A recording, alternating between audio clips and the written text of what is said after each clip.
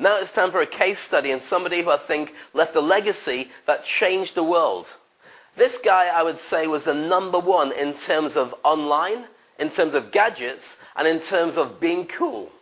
We're talking about Steve Jobs, formerly the director and owner and CEO of Apple, but also Pixar and a number of other businesses that he brought to the world. He also changed the way that people think about cool with a number of different business ideas, ways that you could produce something, get it out into the world, and then, without it being perfect, just gauge a response of your tribe or your fans, and they will tell you what they like and they don't like. So then you bring out another version of the same item, slightly improved, and sell it to them all again. Apple have proven that business model works time and time again. With the iPad, with the iPod, the iPhone, and of course, the Apple Mac. An amazing business idea, but let's take a look at the guy behind the company, or several companies. Here's a profile of Steve Jobs. Lesson number 1, follow your gut.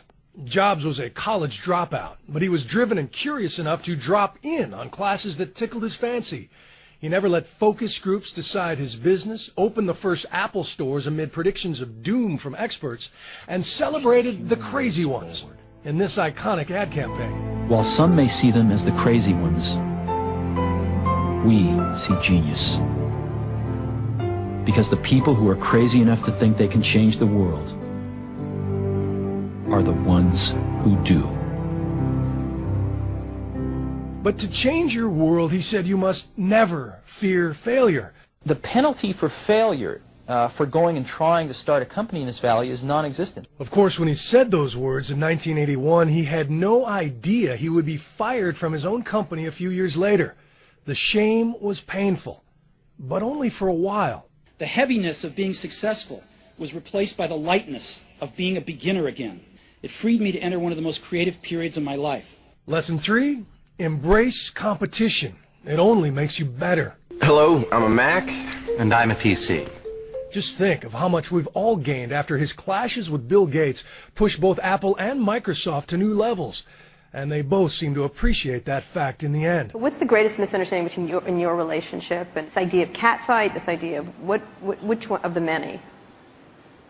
We've kept our marriage secret for over a decade now.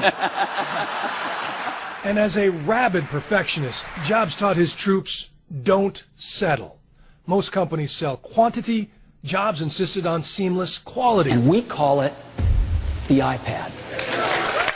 The first Macintosh took a grueling 3 years to perfect because he had to have the front look like a human face, and even the guts of the computer most people never see were scrapped if he found them too ugly. The only way to do great work is to love what you do.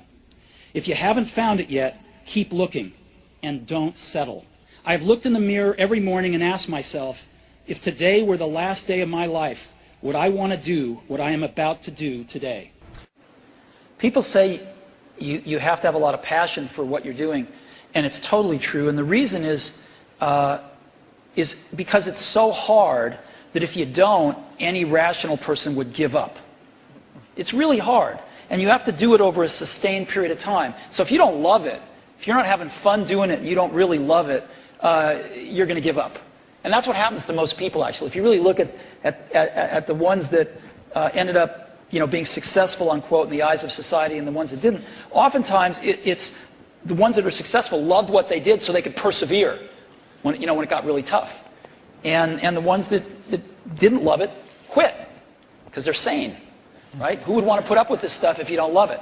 So it's a lot of hard work, and it's a lot of worrying constantly. And if you don't love it, you're going to fail. So you got to love it, you got to have passion.